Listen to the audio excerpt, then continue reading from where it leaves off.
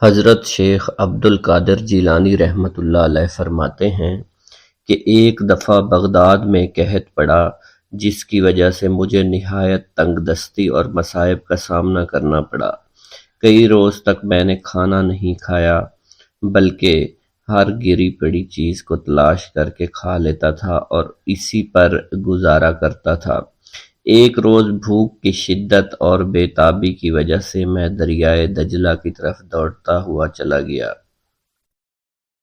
تاکہ وہاں پتے یا سبزی وغیرہ جو بھی ملے میں کھا سکوں، مگر میں جہاں بھی جاتا وہاں پہلے ہی لوگ موجود ہوتے، کیونکہ بغداد میں قحط پڑا ہوا تھا اور لوگ روٹی کو اور کھانے کو ترسے ہوئے تھے۔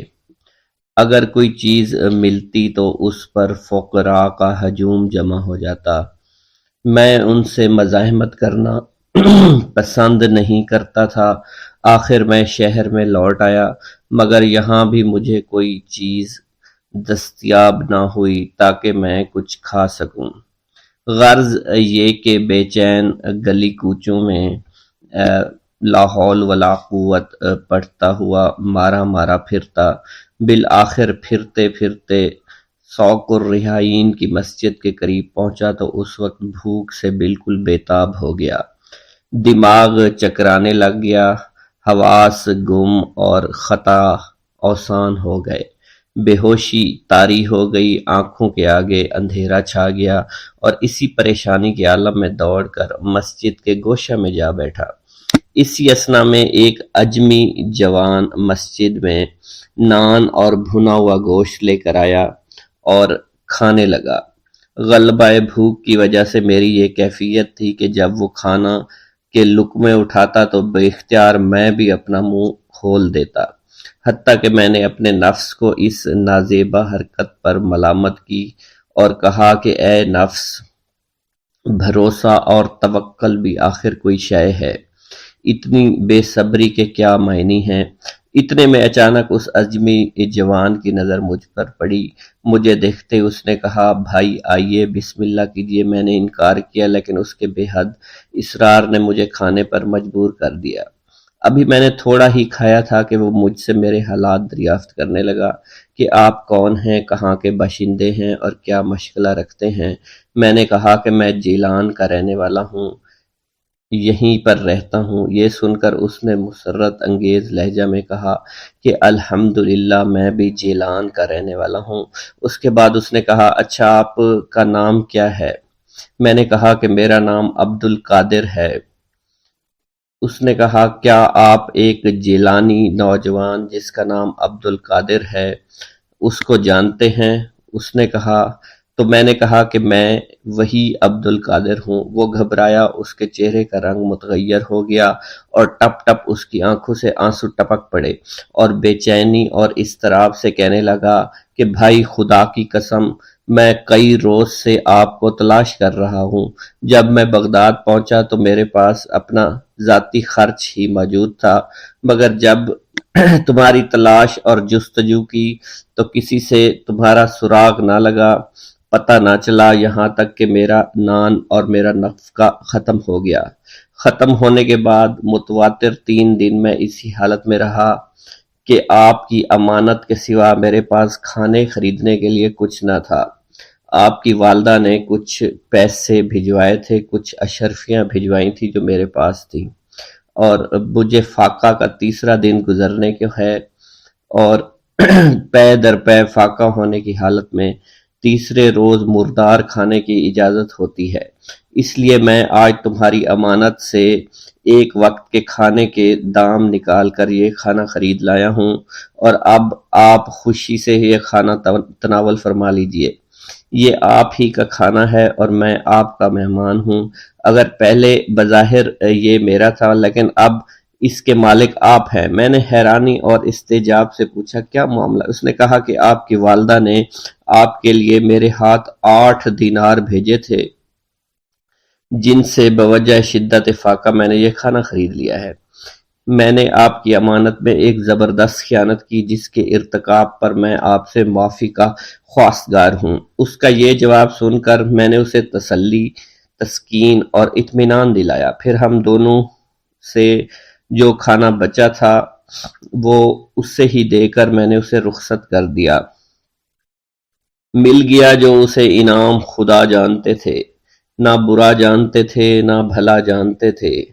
حاجتیں لے کے کسی در پہ گئے تو نہ کہو، نہ زمیں بوس کی عادت تھی نہ تسلیم کی خو۔ اسی طرح شیخ ابو محمد عبداللہ جبائی کا بیان ہے کہ مجھ سے حضرت شیخ عبد القادر جیلانی رحمۃ اللہ علیہ نے فرمایا کہ ایک دن میں ایک صحرا میں ایک جگہ بیٹھا فقہ کا سبق یاد کر رہا تھا اور افلاس و غربت فاقہ تنگ دستی کے ہاتھ سے نالا تھا کہ غیبی نے آواز دی کہ اے عبد القادر، جاقوت لاموت کے لیے قرض لے لے تاکہ تحصیل علوم میں تجھے دقت پیش نہ آئے۔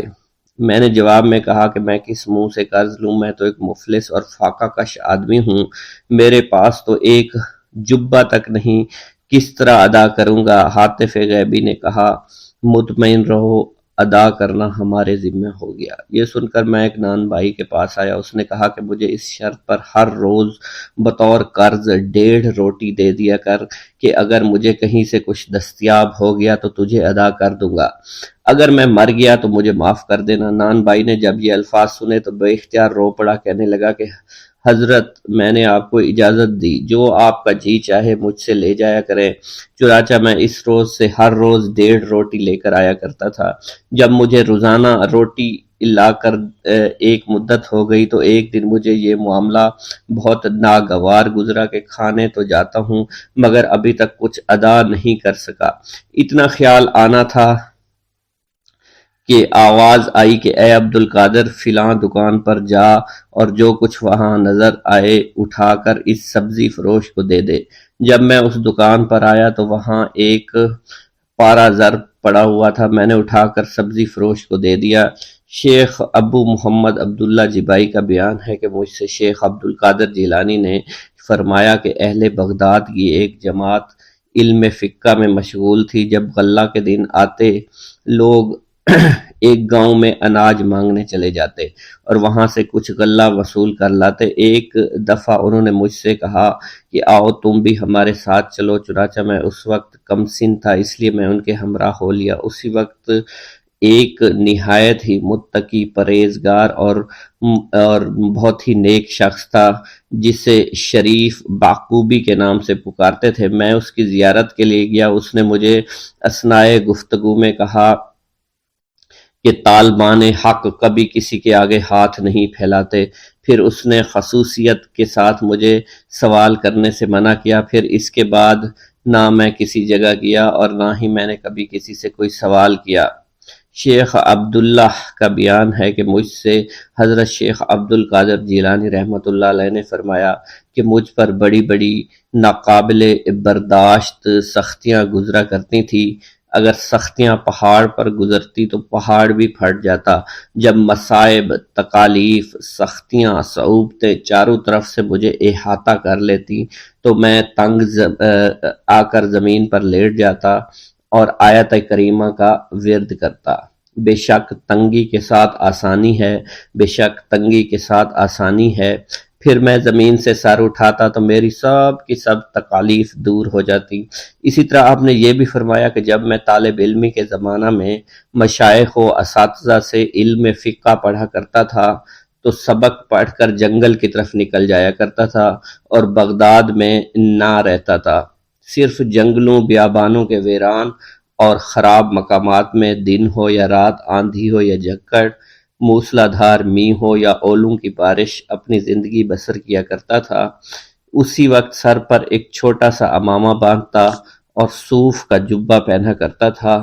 برہنہ پا کانٹوں اور پتھریلی زمین میں گھومتا رہتا تھا۔ کاہو، ساگ اور دیگر ترکاریوں کی کونپلیں جو مجھے دریائے دجلہ کے کنارے مل جایا کرتی تھی کھا لیا کرتا تھا۔ الغرض کوئی مصیبت مجھ پر ایسی نہ گزری جس کو میں نبھا نہ سکا۔ میرا یہ قدم تمام اولیاء کرام کی گردن پر ہے۔ ایک مرتبہ محلہ حلبہ میں اپنے مہمان خانے میں واز فرماتے ہوئے حضور سیدنا غوث اعظم پر اچانک حالت کشف طاری ہوئی۔ آپ رحمت اللہ علیہ نے فرمایا میرا یہ قدم ہر ولی اللہ کی گردن پر ہے۔ یہ ارشاد سن کر تمام اولیاء اللہ نے اپنی گردنیں جھکا دیں۔ صلحائے امت نے اس کی توضیح فرمائی ہے کہ آپ رحمت اللہ علیہ کے عہد مبارک اور بعد میں قیامت تک آپ کی عطا کے بغیر ولی اللہ ولایت کے درجے پر فائز نہیں ہو سکتا۔ سلطان الہند حضرت خواجہ معین الدین چشتی المعروف خواجہ غریب نواز اس وقت خراسان کے پہاڑوں پر مجاہدات میں مشغول تھے۔ انہوں نے بھی حضور سیدنا غوث اعظم کا ارشاد گرامی سن کر اپنی گردن جھکا دی اور یوں عرض گزار ہوئے، آپ کے قدمین شریفین میرے سر اور میرے آنکھوں پر ہیں۔ حضور سیدنا غوث اعظم فرماتے ہیں کہ میں 10 برس کی عمر میں اپنے شہر کے مکتب میں حصول علم کے لیے جایا کرتا تھا۔ اس وقت میرے ساتھ ملائکہ بھی ہوتے تھے جو میرے آگے پیچھے میری حفاظت کے لیے چلتے تھے۔ جب میں مدرسہ پہنچتا تو یہ منادی کرتے تھے، اللہ کے ولی کے لیے جگہ خالی کر دو۔ چنانچہ وہ میرے لیے جگہ خالی کر دیتے تھے۔ ایک مرتبہ میں نے ایک ایسے شخص کو دیکھا جس نے فرشتوں کی آواز سن کر کہا، جس میں کوئی مزاحمت نہ ہوگی، کہ یہ ایک نہایت معزز گھرانے کا فرد ہے اور عن قریب اس کو وہ عظمت حاصل ہوگی جس میں کوئی مزاحمت نہ ہوگی، اور اس کو ایسا قرب نصیب ہوگا کہ اس کو کوئی فریب نہ دے سکے گا۔ پھر 40 برس بعد میں نے اس شخص کو پہچانا، وہ شخص ابدالوں میں سے تھا۔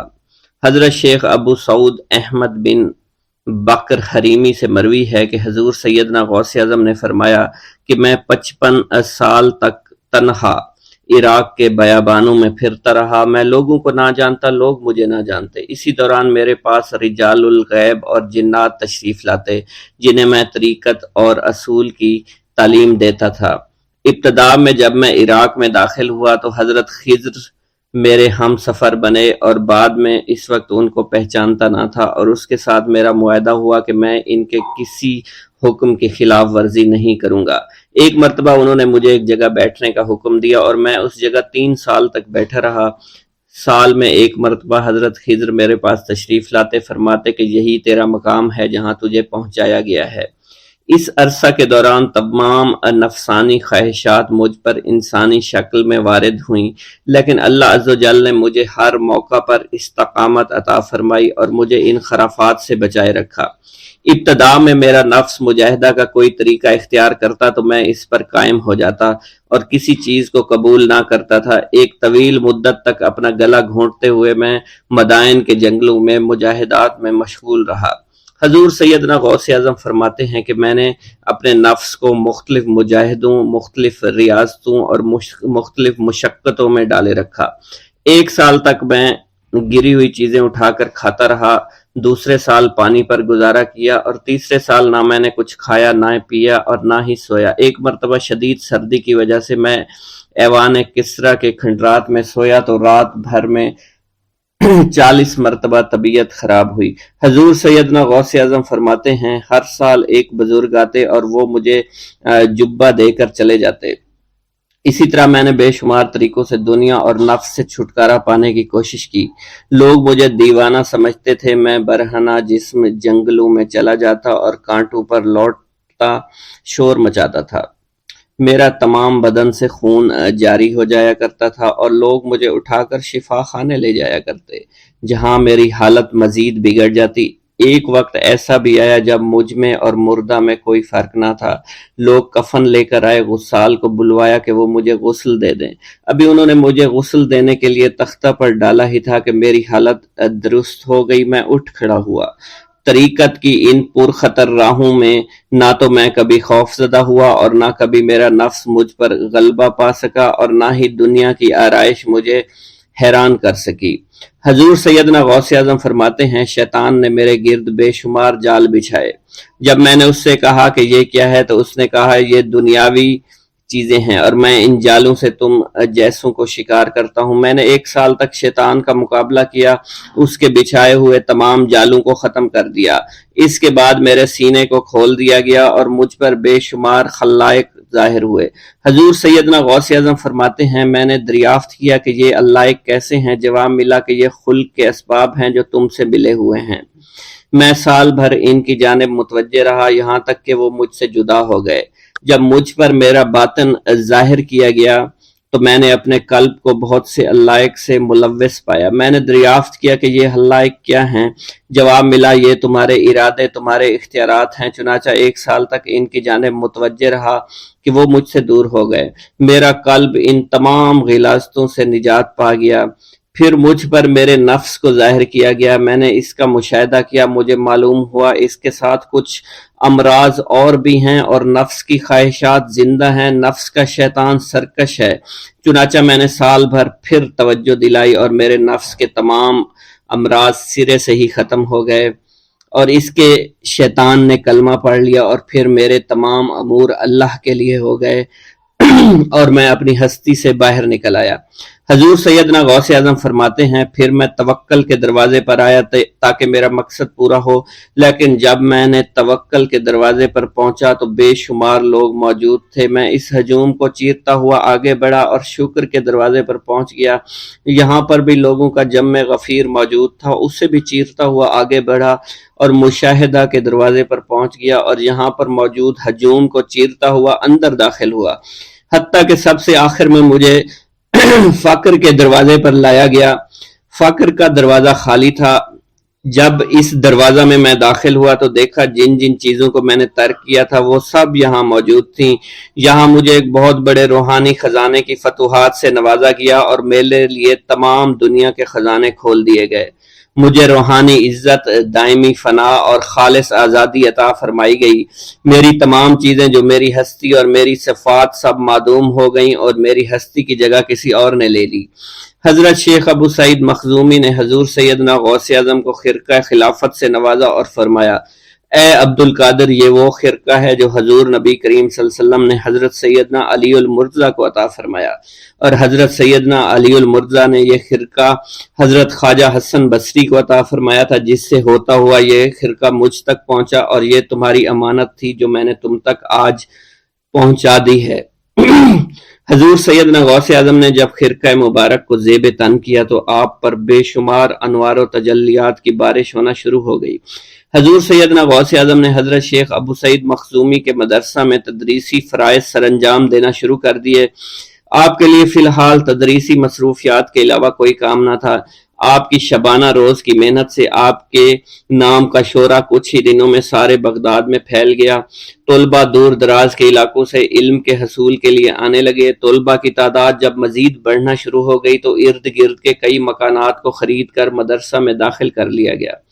کتب سیر میں منقول ہے کہ 528 ہجری میں آپ مدرسہ نظامیہ کی وسیع عمارت تعمیر فرما چکے تھے۔ اس مدرسہ کی تعمیر میں آپ نے بحیثیت مزدور بھی حصہ لیا تھا۔ حضرت شیخ ابو الخشاب سے مروی ہے کہ میں جوانی میں جب علم نحو پڑھ رہا تھا تو لوگوں نے مجھے حضور سیدنا غوث اعظم کے پاس جانے کا مشورہ دیا، اور اس کی وجہ سے مجھے بھی اشتیاق ہوا کہ میں آپ کا واز سنوں۔ ایک مرتبہ کچھ لوگوں کے ہمراہ آپ کی مجلس میں دوستوں کے ہمراہ حاضر ہوا۔ آپ نے میری جانب توجہ کرتے ہوئے فرمایا، ہماری صحبت اختیار کر لو۔ چنانچہ میں نے آپ کے فرمان کے مطابق آپ کی صحبت کو اختیار کر لیا۔ آپ نے مجھے علم نحو کے علاوہ علوم عقلیہ اور تقلد حاصل کیے جس سے مجھے کوئی واقفیت پہلے نہیں تھی۔ 1 سال کے عرصہ میں آپ کی نظر کرم سے میں نے وہ علوم حاصل کر لیے جو گزشتہ اتنی عمر گزارنے کے باوجود بھی مجھے حاصل نہیں ہوئے تھے۔ منقول ہے حضرت شیخ بقا بن بطو، شیخ علی بن ہیتی اور شیخ کیلوی جب حضور سیدنا غوث اعظم کے مدرسہ میں آتے تو جھاڑو دیا کرتے تھے اور چھڑکاؤ کرتے تھے، لیکن آپ کی اجازت کے بغیر کبھی اندر داخل نہ ہوتے تھے۔ اجازت ملنے کے بعد آپ حضرات اندر داخل ہوتے اور اجازت ملنے پر ہی بیٹھتے تھے۔ آپ سے امان طلب کرتے اور امان مل جانے کے بعد مؤدب ہو کر بیٹھ جاتے۔ جس وقت آپ کہیں جانے کا ارادہ کرتے تو یہ حضرات سواری کے ہمراہ چلتے۔ آپ انہیں اس فعل سے منع فرمایا کرتے تھے اور کہتے تھے کہ ہمیں آپ کے ذریعے قرب الہی حاصل ہوا ہے۔ حضرت شیخ محمد قائل الادنیٰ سے مروی ہے کہ ایک مرتبہ حضور سیدنا غوث اعظم سے دریافت کیا گیا کہ آپ کی بزرگی اور عظمت کا راز کیا ہے۔ آپ نے فرمایا کہ میں کبھی جھوٹ نہیں بولتا اور کبھی کسی سے کذب بیانی نہیں کرتا۔ خطبہ کا آغاز حمد و ثنا سے کیا کرتے تھے۔ حضور سیدنا غوث اعظم کے صاحبزادے حضرت شیخ سید عبد الرحمن فرماتے ہیں کہ والد بزرگوار اپنے وعظ کے دوران الحمدللہ رب العالمین کہہ کر خاموش ہو جاتے اور دوبارہ کہہ کر سکوت فرماتے تھے، اور تیسری مرتبہ کہنے کے بعد کچھ دیر توقف فرماتے، اور آپ کی محفل میں تمام اولیاء حاضر و ناظر اور خاموش ہو جایا کرتے تھے۔ پھر آپ کی محفل میں اولیاء ملائکہ ایک کثیر تعداد میں آ جاتے جو محفل کے بعد نظر نہیں آیا کرتے تھے۔ آپ اپنے خطاب کو یوں شروع فرماتے: تمام تعریفیں اللہ کے لیے ہیں، اس کی مخلوق کی تعداد اس کے عرش کے وزن کے مطابق، اور بے حد تعریفیں جس سے اس کی ذات راضی ہو جائے، اس کے کلمات کی روشنی کے مطابق، اس کے علم کے مطابق، اس کی مرضی اور منشا کے مطابق، اور اس کی مخلوق کے مطابق جسے اس نے پیدا کیا، وہی عالم الغیب ہے، رحمان و رحیم ہے۔ میں گواہی دیتا ہوں اس کے سوا کوئی عبادت کے لائق ہی نہیں ہے، اور تمام کائنات اس کی تخلیق ہیں، تمام تعریفیں اسی کے لیے ہیں۔ وہ زندہ ہے، ہمیشہ زندہ رہے گا، اسے موت نہیں آتی بلکہ وہ مارتا ہے، تمام بھلائیاں اسی کے لیے ہیں، اور واحد ہے، یکتا ہے، کوئی شریک نہیں ہے، کوئی وزیر نہیں ہے۔ اس نے نہ کسی کو جنا ہے اور نہ ہی اسے کسی نے جنا ہے، وہ بلند و بالا ہے، اس جیسا کوئی نہیں۔ میں اس کی گواہی دیتا ہوں حضور نبی کریم صلی اللہ علیہ وآلہ وسلم اللہ کے رسول، اللہ کے پیغمبر ہیں، وہ تمام مخلوقات سے افضل ہیں۔ اللہ عز و جل نے ان کی ہدایت دے کر ان کو بھیجا تاکہ وہ دین اسلام کو تمام ادیان پر بلند کریں، خواہ مشرکین اس کو برا سمجھیں۔ اللہ راضی ہو خلیفہ اول حضرت سیدنا ابو بکر صدیق سے، جن کی تائید حق کے ساتھ تھی، جن کو حضور نبی کریم نے عقیق کا لقب دیا، جو پاک تھے، پاکیزہ نسل سے تعلق رکھتے تھے، جنہوں نے ہر موقع پر حضور نبی کریم صلی اللہ علیہ وسلم کی حمایت کی اور ان کی تصدیق فرمائی، اور اب بھی نبی کریم کے ہمراہ ابدی آرام فرما رہے ہیں۔ اللہ راضی ہو خلیفہ دوم حضرت سیدنا عمر فاروق رضی اللہ تعالی عنہ سے، جنہوں نے عمل کثیر کیے، جنہوں نے حق کو بلند کیا، جنہوں نے فیصلے کے لیے جن کو منتخب کیا گیا، جنہوں نے ہمیشہ حق بات کا ساتھ دیا، اور وہ بھی حضور نبی کریم صلی اللہ علیہ وسلم کے ہمراہ ابدی آرام گاہ میں آج بھی موجود ہیں۔ اللہ راضی ہو خلیفہ سوم حضرت سیدنا عثمان غنی رضی اللہ تعالی عنہ سے، جنہوں نے اپنے مال سے مسلمانوں کی امداد کی، قرآن مجید کی ترتیب و اشاعت احسن طریقے سے فرمائی، جنہوں نے امامت اور قرت سے محراب کو، ممبر کو مزین کیا، اور جو افضل الشہداء ہیں اور فرشتے بھی ان سے حیا کرتے ہیں۔ اللہ راضی ہو خلیفہ چہارم حضرت سیدنا علی المرتضیٰ سے، جو شجاعت و جواں مردی میں بے مثل ہیں، حضور نبی کریم صلی اللہ علیہ وسلم کے چچا زاد بھائی اور داماد ہیں۔ آپ دین اسلام کے امام و عالم ہیں، اور جن کے لیے حضور نبی کریم صلی اللہ علیہ وسلم نے فرمایا کہ میں تم پر فدا ہو جاؤں۔ اللہ راضی ہو حسنین کریمین حضرت سیدنا امام حسن امام حسین سے، جن کی نیکیاں تا حشر قائم رہنے والی ہیں اور جن کے مراتب بے مثل ہیں۔ اللہ نے ان کے قلوب کو نیکیوں کی جانب مائل کیا۔ اے اللہ تو ہمارے رازوں اور دلی کیفیات سے واقف ہے، ہمیں ہر عمل کرنے اور برائی سے بچنے کی توفیق عطا فرما، اور ہمیں گناہوں کی لذت سے بچا، ہمیں اپنے ما سوا سے محفوظ رکھ اور اپنی مشغولیت عطا فرما۔ بے شک اللہ کے سوا کوئی عبادت کے لائق نہیں، جو چاہتا ہے وہی ہوتا ہے، اور وہی قوی اور وہی عظیم ہے۔ اے اللہ ہمیں غفلت سے بچا اور ہمارے اوپر وہ بوجھ نہ ڈال جو تو نے پہلی امتوں پر ڈالا۔ اے ہمارے رب العالمین ہمیں معاف فرما اور ہماری مغفرت عطا فرما، کیونکہ تو ہی ہمارا رب ہے، تو ہی ہمارا مولا ہے، آمین۔ حضرت شیخ عبداللہ جبائی کا قول ہے کہ حضور سیدنا غوث اعظم رحمت اللہ علیہ نے مجھ سے ارشاد فرمایا کہ میرے نزدیک کھانا کھلانا اور حسن اخلاق افضل اور اعلیٰ ہیں۔ آپ کے پاس کبھی پیسہ نہیں ٹھہرا کرتا تھا، اگر صبح کے وقت آپ کے پاس 1000 دینار آ جاتے تو شام تک وہ غریبوں اور محتاجوں میں تقسیم ہو جایا کرتے تھے۔ حضور سیدنا غوث اعظم کی پرورش نہایت ہی بابرکت ماحول میں ہوئی۔ آپ نے ابتدا میں گوشہ نشینی اختیار کی اور خود کو دنیاوی غلاظتوں سے پاک رکھا۔ آپ نے 51 برس کی عمر میں شادی کی۔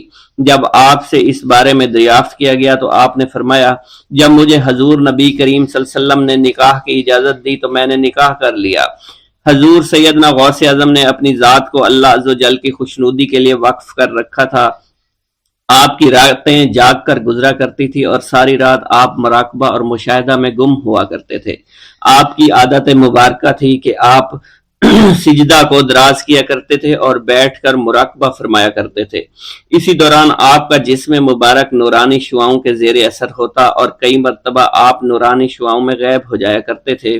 حضرت شیخ ابو عبداللہ بن حسنین بن ابی الفضل فرماتے ہیں کہ حضور سیدنا غوث اعظم کے بعض دہقانی مریدین ہر سال آپ کے لیے گیہوں بوتے تھے اور جائز طریقہ سے اسے پالتے تھے۔ پھر آپ کے بعض مریدین اسے پیستے اور آپ کے لیے ہر روز 4-5 روٹیاں پکاتے اور شام کو آپ کے پاس روٹیاں لے کر آیا کرتے تھے۔ آپ حاضرین میں ایک ایک ٹکڑا تقسیم کر دیتے اور جو بچ جاتا وہ اپنے لیے رکھ لیا کرتے تھے۔ حضرت شیخ خضر حسنی سے منقول ہے، حضور سیدنا غوث اعظم ایک شکستہ دل فقیر کو دیکھا۔ آپ نے اس سے اس کی کیفیت کے متعلق دریافت کیا تو اس نے کہا کہ میں آج دریا کے کنارے گیا اور ملاح سے کہا مجھے دریا کے پار لے جائے۔ اس نے انکار کر دیا۔ میں اپنے اس افلاس کے سبب پریشان اور شکستہ دل ہوں۔ ابھی اس فقیر کا کلام جاری تھا کہ ایک شخص آپ کی خدمت میں حاضر ہوا اور 30 دینار آپ کی خدمت میں پیش کیے۔ آپ نے وہ دینار اس فقیر کو دے دیے اور فرمایا کہ اس ملاح سے کہنا کہ کسی فقیر کا سوال رد نہ کیا کرے۔ حضرت شیخ معمر ابو المظفر فرماتے ہیں میں نے حضور سیدنا غوث اعظم سے زیادہ کسی کو درگزر فرمانے والا آج تک نہیں دیکھا۔ آپ کی عطا کا یہ علم تھا، ایک محفل میں 400 لوگوں کو ولایت کے مقام اعلیٰ تک پہنچا دیا کرتے تھے، بھوکوں کو کھانا کھلانا، بیواؤں کی حاجت روائی کرنا۔ آپ کا معمول تھا جب کسی بیمار کے متعلق سنتے تو فوراً اس کی عیادت کے لیے تشریف لے جایا کرتے تھے۔ فقراء کو آپ رحمت اللہ علیہ کے در سے بغیر سوال کیے عطا ہو جایا کرتا تھا۔ حضور سیدنا غوث اعظم نے فرمایا کہ مخلوق سے کنارہ کشی سے پہلے علم حاصل کرو، کیونکہ جو شخص علم کے بغیر عبادت کرتا ہے وہ اصلاح سے زیادہ فساد میں مبتلا ہو جاتا ہے۔ تمہیں چاہیے کہ شمع شریعت اپنے ہمراہ لے کر علم کی روشنی میں علم عمل کرو، پھر اللہ تعالیٰ تمہیں علم لدنی کا وارث بنا دے گا جس سے تم ناواقف ہو۔ تمہیں چاہیے کہ تمام اسباب و ذرائع سے تعلق منقطع کر کے رشتہ داروں اور احباب سے جدائی اختیار کرو، تاکہ تم اپنے زہد کی وجہ سے اپنی قوت باطنی اور اپنے حسن ادب کا مشاہدہ کر سکو۔ خدا کے علاوہ تمام عالم و اسباب سے اس خوف سے منقطع ہو جاؤ تاکہ تمہاری شمع معرفت نہ بجھ جائے، اور جب تم 40 دن اپنے رب کے لیے مخصوص کر دو گے تو تمہارے قلب سے حکمت کے چشمے جاری ہو جائیں گے اور تم معرفت الہی کی تپش کا مشاہدہ کرنے لگے گے جس کو حضرت موسیٰ علیہ السلام نے اپنے شجر قلب پر محسوس کیا تھا۔ اس کیفیت کے بعد تم اپنے نفس و خواہش، اپنے شیطان سے، اپنی طبیعت اور اپنے وجود سے کہو گے کہ ٹھہر جا، میں نے اس آگ کا مشاہدہ کر لیا ہے جو قلب موسیٰ علیہ السلام پر روشن ہوئی تھی۔ اس کے بعد تمہارے قلب میں باطن سے یہ آواز آنے لگے گی کہ میں ہی تمہارا رب ہوں، میری ہی عبادت کرو، میرے غیر کی اطاعت سے گریزاں ہو جاؤ، میرے سوا کسی سے تعلق مت رکھو، میری معرفت حاصل کر کے میرے غیر کو فراموش کرو، غیر سے اعراض کر کے میرے علم، میرے قرب، میرے ملک اور میری سلطنت کی جانب متوجہ رہو۔ جب تمہیں بقا الہی حاصل ہو جائے تو تمہاری زبان پر اندہ جاری ہو جائے گا اور تمام حجابات رفع ہو کر قلب سے کدورت زائل ہو جائے گی اور نفس کو مکمل سکون حاصل ہو جائے گا۔ پھر جب اس کے الطاف غالب ہو جائیں گے تو تمہیں خطاب کیا جائے گا، اے قلب، فرعون نفس کی طرف توجہ کر اور اس کو راہ ہدایت پر چلاتا ہوا میری جانب آ لے اور اس سے کہہ دے کہ میرا ہی اتباع کریں، پھر انہیں رشد کے راستے پر ہدایت کر کے اس سے تعلق قائم کر اور اس کے بعد پھر قطع تعلق کر کے دوبارہ استوار کر لے اور اسی طرح سے کرتا رہے۔ حضرت شیخ معمر سے منقول ہے، فرماتے ہیں ایک مرتبہ میں حضور سیدنا غوث اعظم شیخ عبد القادر جیلانی رحمت اللہ علیہ کی خدمت میں حاضر تھا۔ آپ بیٹھے کچھ لکھ رہے تھے، اسی دوران چھت سے 3 مرتبہ مٹی گری، چوتھی مرتبہ ایسا ہوا آپ نے جلال میں آ کر اس جگہ دیکھا جہاں سے مٹی گر رہی تھی۔ اسی دوران ایک چوہا اس جگہ سے نیچے گرا اور مر گیا۔ یہ چوہا ہی وہاں سے مٹی کھود رہا تھا۔ حضرت شیخ عمر بن مسعود بزاز فرماتے ہیں، حضور سیدنا غوث اعظم وضو فرما رہے تھے، اسی دوران ایک چڑیا نے آپ کی قمیض پر بیٹ کر دی۔ آپ نے جلالی نظروں سے چڑیا کو دیکھا، وہ چڑیا اسی وقت نیچے گری مر گئی۔ آپ نے وضو سے فارغ ہونے کے بعد قمیض کے اس حصے کو دھویا اور پھر اپنی قمیض مبارک اتار کر مجھے دی اور فرمایا، اس کو فروخت کر کے اس کی رقم کو خیرات کر دو، یہ اس کا بدلہ ہے۔ حضور سیدنا غوث اعظم کے زمانہ میں بہت ہی گناہگار شخص تھا، اس کے دل میں آپ سے بے پناہ محبت تھی۔ جب اس کے مرنے کے بعد دفن کیا گیا تو قبر میں منکر نکیر نے سوالات کیے تو اس نے سوال کے جواب میں عبد القادر جواب دیا۔ منکر نکیر نے اللہ کی بارگاہ میں اس کے جواب کو پیش کیا۔ حکم ہوا، اگرچہ یہ بندہ فاسقوں میں سے ہے لیکن یہ میرے محبوب سید عبد القادر جو کہ صادقین میں سے ہیں ان سے محبت رکھتا ہے۔ بغداد کے محلہ باب العز کے قبرستان میں سے ایک قبر سے مردہ کے چیخنے کی آواز آنے لگی۔ لوگوں نے حضور سیدنا غوث اعظم کی خدمت میں عرض ہو کر عرض کیا، آپ نے دریافت کیا کیا صاحب قبر نے مجھ سے خرقہ پہنا؟ لوگوں نے عرض کیا، ہمیں اس کا علم نہیں۔ آپ نے دریافت کیا کیا یہ میری محفل میں کبھی شریک ہوا؟ ہمیں اس کا علم نہیں۔ آپ نے پھر دریافت کیا، کیا کبھی میرے پیچھے نماز پڑھی؟ نہیں معلوم۔ آپ نے مراقبہ فرمایا اور آپ کے چہرہ مبارک پر جلالیت کے آثار نمودار ہو گئے۔ بعد ازاں آپ نے چہرہ مبارک پر وقار ظاہر ہوا اور آپ نے فرمایا کہ اس شخص نے میری زیارت کی، مجھ سے حسن ظن رکھا، اسی وجہ سے اللہ نے اس پر رحم فرما دیا ہے۔ چنانچہ اس کے بعد کبھی قبر سے آواز نہیں آئی۔ منقول ہے حضرت شیخ ابو الحسن علی بن وہب ازجی بیمار ہو گئے۔ حضور سیدنا غوث اعظم عیادت کے لیے تشریف لائے تو آپ نے وہاں ایک قمری اور ایک کبوتری کو دیکھا۔ حضرت شیخ ابو الحسن نے آپ سے عرض کی کہ یہ کبوتری 6 ماہ سے انڈے نہیں دے رہی اور قمری 9 مہینے سے بول نہیں رہی۔ آپ نے کبوتری سے فرمایا تو اپنے مالک کو فائدہ پہنچا اور قمری سے فرمایا تو اپنے خالق کی تسبیح کر۔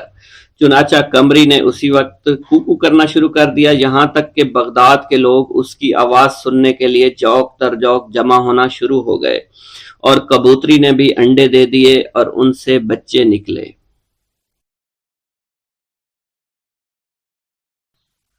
محبوب سبحانی شیخ عبد القادر جیلانی رحمت اللہ علیہ کی شہرت ہر طرف پھیل چکی تھی۔ آپ کی مجلس اور واعظ میں کثرت سے لوگ آنا شروع ہو گئے تھے کہ مدرسہ کی جگہ اس کے لیے کافی نہ ہوتی تھی اور تنگی کی وجہ سے لوگ مدرسہ کے باہر راستے پر ہی بیٹھ جایا کرتے تھے۔ ہجوم کی کثرت کی وجہ سے عمرائے شہر نے قرب و جوارات کے مکانات کو شامل کر کے مدرسہ کو وسیع بنا دیا تھا۔ الغرض 528 ہجری میں یہ مدرسہ ایک عالی شان عمارت کی صورت میں بن کر تیار ہو گیا تھا۔ آپ نے نہایت جد و جہد کے ساتھ وعظ و تدریس اور افتاح کا کام شروع کر دیا تھا۔ دور دراز ممالک کے لوگ آپ سے علوم و شریعت و طریقت کے حصول کے لیے جوق در جوق تشریف لانے لگے اور تھوڑے ہی عرصہ میں علماء صلحاء کی ایک بڑی جماعت آپ کے پاس تیار ہو چکی تھی۔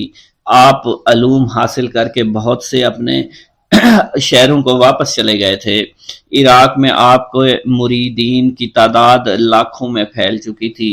یوں تو آپ کے لاتعداد بے شمار ملازمات تھے جنہوں نے آپ سے باقاعدہ علوم و شریعت و طریقت کی تعلیم حاصل کی تھی، لیکن یہاں صرف ان چند مشاہیر کے نام گرامی کا تذکرہ میں ضروری سمجھتا ہوں جن میں محمد بن احمد بن بختیار، ابو محمد عبداللہ بن حسن فرزند عباس العصری، عبد النعیم عبداللہ الیمینی اور بھی بہت سے نام جو ہیں شامل ہیں۔ کچھ عرصہ بعد آپ کی شہرت وسیع اور عالمگیر ہو گئی اور آپ کی عظمت اور محبوبیت مخلوق کے قلب میں جا پہنچی۔ دور دراز سے کٹھن سفر منزلیں طے کر کے لوگ آپ سے فیوض و برکات حاصل کرنے لگے اور آپ کی مجلس واعظ میں شامل ہونے کے لیے آتے۔ لوگوں کے ہجوم کثیر کی وجہ سے باوجود توسیع عمارت کے مدرسہ میں گنجائش نہ رہی۔ آپ کی مجلس واعظ کے لیے شہر کے باہر عیدگاہ مقرر ہوئی۔ کہتے ہیں کہ حاضرین مجلس کی تعداد بالعموم 70,000 سے زائد ہو جایا کرتی تھی، جس میں اکابر مشائخ عراق، علماء کرام اور حفاظ کرام شامل تھے۔ اور بھی بہت سے لوگ آپ کے پاس تعلیم حاصل کرنے کے لیے آیا کرتے تھے۔ چنانچہ حافظ ابو زرعہ ظاہر بن محمد کا بیان ہے کہ میں ایک وقت حضرت غوثیت مآب کی مجلس واعظ میں حاضر تھا۔ اس وقت آپ فرما رہے تھے کہ میرا کلام رجال غیب سے ہوتا ہے، جو کوقاف کے درہ سے میری مجلس میں آتے ہیں اور جن کے قدم ہوا میں اور دل حضرت القدس میں ہوتے ہیں۔ اپنے پروردگار انہیں اسد جو اشتیاق حاصل ہو کہ آتش شوق سے ان کی ٹوپیاں ان کے سروں پر ہی جل جایا کرتی ہیں۔ آپ کے صاحبزادے شیخ عبد الرزاق بھی اسی مجلس میں موجود ہوتے تھے۔ آپ نے آسمان کی طرف سر اٹھا کر دیکھا اور تھوڑی دیر تک دیکھتے رہے۔ آپ کے سر پر ٹوپی جلنے لگی۔ آپ نے وہ ٹوپی پھاڑ ڈالی اور اسی اثنا میں آپ تخت سے اتر کر اسے بجھا دیا اور فرمایا کہ عبد الرزاق، تمہارے قلب میں بھی وہی آگ ہے جو تم کو شعلہ زن نہ کر دے۔ اس کے بعد میں نے آپ کے صاحبزادے شیخ عبد الرزاق سے اس وقت کا حال دریافت کیا تو آپ نے بیان کیا کہ میں نے جب اوپر نظر اٹھا کر دیکھا تو مجھے ہوا میں رجال غیب کی صفوں کی صفیں نظر آئیں۔ تمام افق ان سے بھرا ہوا تھا اور یہ لوگ سر جھکائے نہایت خاموشی سے آپ کا کلام سن رہے تھے، اور ان میں سے بعض چیخ اٹھے اور بعض ہوا میں دوڑنے لگے اور بعض زمین پر گر گئے اور لرزتے ہوئے میں نے دیکھا کہ ان کے لباس میں بھی آگ لگی ہوئی ہے۔ آپ کا واعظ فتوحات، یزدانی امارات اور ارشادات اور ہدایات سے بھرپور ہوا کرتا تھا۔ سامعین، عمراء، فقراء، علماء سب ہی آپ کا واعظ بڑے شوق سے سنا کرتے تھے اور بے تاب ہو جایا کرتے تھے۔ جب حکمت و دانش کے موسلا دھار بارش برسنی شروع ہوتی تو کسی پر وجد طاری ہو جاتا اور کسی پر گریا طاری ہو جاتا، کسی کا جگر جو ہے وہ پھٹ جایا کرتا تھا۔ نیز آپ جو ہے متوالوں کے جنازے اٹھانے تک کی نوبت بھی آ جایا کرتی تھی۔ آپ کے واعظ کی شان حکیمانہ اور جلال کا رنگ لیے ہوئے آپ بلا رعایت اور کھرے اور الفاظ میں نصیحت فرمایا کرتے تھے۔ علماء کلمہ والحق میں باق تھے۔ خاص مرید کو کبھی آپ خطاب فرماتے تو یا غلام کے عنوان سے پکارتے تھے، مجمع کو مخاطب فرماتے تو یا قوم کہہ کر واعظ فرمایا کرتے تھے۔ واعظ کے وقت آپ کے منہ سے موتی جھڑتے تھے۔ آپ کا کلام رشتہ اور گوہر نایاب تھا جو مسلسل دریا کے پار روح رواں کی طرح آیا کرتا تھا۔ آپ کے کلام میں سرعت تھی۔ جب آپ کرسی پر رونق افزا ہوتے تو آپ کی ہیبت سے کوئی شخص نہ لعاب دہن پھینکتا، نہ ناک صاف کیا کرتا تھا، نہ کلام کرتا اور نہ ہی اٹھ کر مجلس واعظ میں سے اٹھ کر جایا کرتا۔ یہ آپ کی کرامت تھی کہ آپ کی مجلس میں دور و نزدیک بیٹھنے والے آپ کی آواز یکساں سنا کرتے تھے۔ نیز آپ اہل مجلس کے خطرات قلبی کے موافق کلمات فرمایا کرتے تھے۔ چنانچہ علامہ ابو الحسن سعد الخیری کا بیان ہے کہ میں 529 ہجری میں سیدنا محی الدین عبد القادر جیلانی کی مجلس میں حاضر ہوا۔ آپ کی صفوں میں تھا تو آپ زہد اور تقوی کی تقریر فرما رہے تھے۔ میں نے دل میں کہا کہ کاش آپ معرفت پر تقریر فرما دیں۔ آپ نے زہد کو چھوڑ کر معرفت پر تقریر فرمانا شروع فرما دی جو میں نے کبھی نہیں سنی تھی۔ پھر میرے دل میں آیا کاش آپ شوق پر تقریر فرما دیں۔ آپ معرفت کو چھوڑ کر شوق پر تقریر فرمانا شروع ہو گئے جو میں نے اس سے پہلے کبھی نہیں سنی تھی۔ میرے دل میں خیال آیا کاش آپ علم فنا اور علم بقا پر تقریر فرما دیں۔ آپ نے چنانچہ ایسے ہی کیا اور آپ نے شوق کو چھوڑ کر فنا و بقا پر تقریر شروع کر دی جو میرے کانوں نے اس سے پہلے کبھی نہیں سنی تھی۔ پھر میرے جی میں آیا کہ کاش آپ علم غیب پر تقریر فرمائیں، چنانچہ آپ نے فنا بقا کو وہیں پر چھوڑ کر علم غیب پر تقریر جو ہے شروع فرما دی تھی جو میں نے اس سے پہلے نہیں سنی تھی۔ پھر آپ نے فرمایا ابو الحسن، یہ تجھے کافی ہے یہ منکر آپے میں نہ رہ گیا، میں نے اپنے کپڑے چاک کر ڈالے، ایک وجدانہ کیفیت مجھ پر طاری ہو چکی تھی، میں نے چیخنا چلانا شروع کر دیا اور دھاڑے مارنا شروع کر دیا تھا۔ آپ کے صاحبزادہ حضرت شیخ عبد الوہاب بیان فرماتے ہیں کہ میرے والد ماجد سے قبل خطبہ یوں شروع کیا کرتے تھے، الحمدللہ رب العالمین، اس کے بعد خاموش ہو جایا کرتے تھے، پھر فرماتے الحمدللہ رب العالمین، پھر خاموش ہو جاتے اور پھر فرماتے الحمدللہ رب العالمین، پھر آپ خاموش ہو جایا کرتے تھے۔ سب تعریفیں اللہ تعالیٰ کے لیے ہیں، اس کی تمام مخلوقات، اس کے عرش، اس کے کہاوت، اس کے منتہائے علم سب کے برابر، اور جس قدر وہ اپنے لیے پسند کرے، وہ ظاہر وہ باطن غرض تمام چیزوں کا جاننے والا اللہ تعالیٰ ہی ہے، نہایت مہربان ہے اور رحیم و کریم ہے، ہر چیز کا مالک ہے، پاک اور بے عیب ہے، سب سے غالب اور سب سے زیادہ حکمت والا ہے۔ میں شہادت دیتا ہوں کہ اس کے سوا کوئی معبود نہیں، وہ اکیلا ہے، ملک بھی اس کا ہے، تعریفیں بھی اس کی ہیں، وہی سب کو مارتا ہے، وہی سب کو زندہ کرتا ہے اور وہی سب کو قیامت والے دن بھی زندہ کرے گا۔ اسے کبھی موت نہیں، ہر طرح کی بھلائی اس کے قبضہ قدرت میں ہے اور وہ ہر بات پر ہی قادر ہے۔ نہ اس کا کوئی ہمسر ہے اور نہ کوئی اس کا شریک ہے، نہ کوئی اس کا وزیر ہے، نہ کوئی اس کا معاون اور مددگار ہے۔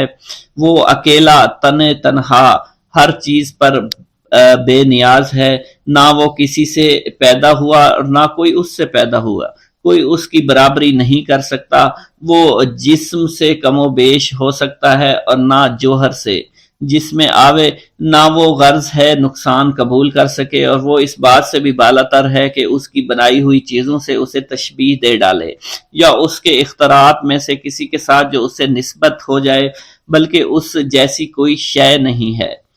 وہ سب کی سنتا ہے، سب کچھ دیکھتا ہے، اس کی امر میں بھی شہادت دیتا ہوں کہ محمد صلی اللہ علیہ وسلم اس کے بندے ہیں، اللہ کے رسول ہیں، اس کے خلیل ہیں، اس کے مددگار ہیں اور اس کی کل مخلوقات میں بہترین خلائق میں سے ہیں۔ اس نے آپ کو دنیا میں ہدایت کامل اور دین حق دے کر بھیجا تاکہ تمام ادیان پر اس کو غالب کر سکے۔